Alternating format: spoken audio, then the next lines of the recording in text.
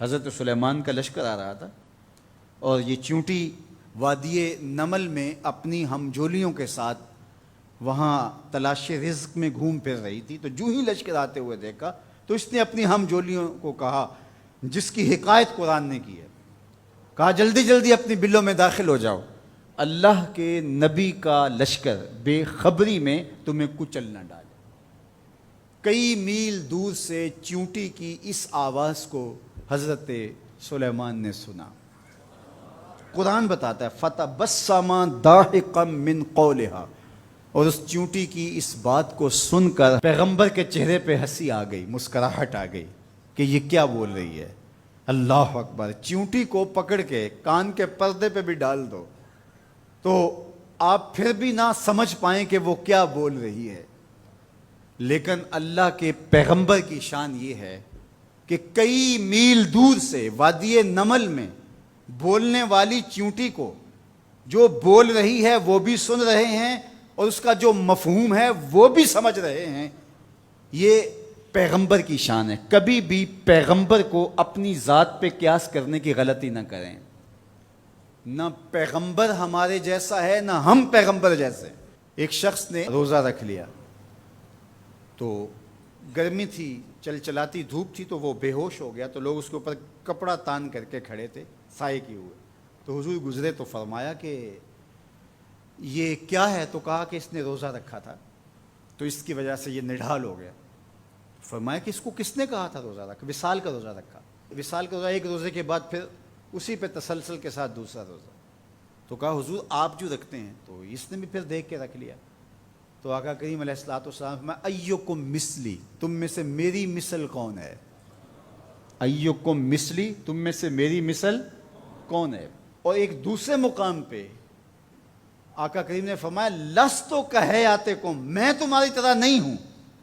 کبھی کہا ایکم مثلی، تم میری طرح نہیں ہو، کبھی کہا میں تمہاری طرح نہیں ہوں. تو یہ غلطی کبھی نہیں کرنی چاہیے کہ اپنے آپ کو نبی پر قیاس کریں یا نبی علیہ السلام کو اپنی ذات پہ قیاس کریں.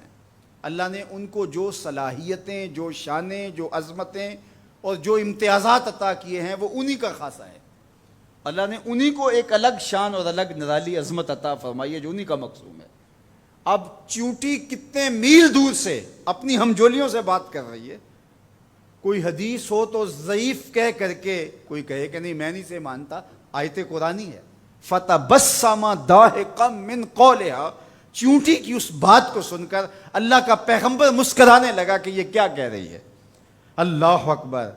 یار حضرت سلیمان علیہ السلام چیونٹی کی بات سنیں بھی اور جو وہ کہے اس کو سمجھیں بھی اور اس بات پہ مسکرائیں بھی اور چیونٹی بھی کئی میلوں پہ ہو. یہ شان اس پیغمبر کی ہے کہ جو مسجد اقصیٰ میں تیرے نبی کے پیچھے مقتدی بن کے کھڑا ہو. جب مقتدی کی سماعتوں کا یہ عالم ہے تو مقتدا کی سماعتوں کا عالم کیا ہوگا. اس لیے میرے اور آپ کے آقا و مولا نے ارشاد فرمایا جو میں دیکھتا ہوں وہ تم نہیں دیکھ پاتے، جو میں سنتا ہوں وہ تم نہیں سن پاتے. تو جب سلیمان علیہ السلام اتنی دور سے چیونٹی کی آواز کو سن بھی لیں اور اس کی سرسراہٹ کے مفہوم کو اخذ بھی کر لیں اور اس پہ آپ جو ہے وہ جواب بھی دیں، فَتَبَسَّمَ ضَاحِكًا مِّن قَوْلِهَا، تو پیغمبر چیونٹی کی آواز کو سن لے تو مدینے والا امتی کی آواز کو نہیں سننے گا. تو یہ شان ہے خدمت گاروں کی، سرکار کا عالم کیا ہوگا. اللہ نے شان عطا کی ہے، اللہ نے عظمت عطا کی ہے. اب اس چیونٹی کو امام راضی کہتے ہیں قیامت تک آنے والی چیونٹیوں کا سردار بنا دیا. کیوں؟ اس لیے کہ اس چیونٹی کو اس بات کا علم تھا کہ اللہ کے نبی کا لشکر جان بوجھ کر ننھی جان کو بھی ضائع نہیں کر سکتا. یہاں ایک لمحے کے لیے رکیے اور اس مفہوم کو اچھی طرح ذہن میں اتار لیجئے، اپنے اندر راسخ کر لیجئے. نبی کی تربیت پانے والا لشکر جان بوجھ کر کے ننھی جان کو بھی ضائع نہیں کر سکتا. اور جو اپنے بدن سے بم باندھ لے اور انسانوں کے انبوہ میں گھس جائے اور پھر بم پھٹے اور چھوٹے چھوٹے بچوں کے جسم کے ٹکڑے اور گوشت کے لوتھڑے بھی دیواروں سے چپک جائیں اور فرش خون سے بھر جائے اور وہ سینے پہ ہاتھ رکھ کے ذمہ داری قبول کرے، وہ نبی کا لشکر تو نہیں ہو سکتا، کسی شیطان کا لشکر ہو سکتا ہے۔ تو اس چیونٹی کو اللہ تعالیٰ نے قیامت تک کی چیونٹیوں کا سردار بنا دیا۔ قرآن مجید کی 114 صورتوں میں سے ایک صورت کا نام اس چیونٹی کے نام پہ رکھ دیا۔ کتنا بڑا اعزاز دیا۔ اس چیونٹی کے نام پہ سورہ النمل ذات کی چیونٹی ہے، لیکن پیغمبر کے تربیت یافتہ لوگوں کے مزاج کو جانتی ہے۔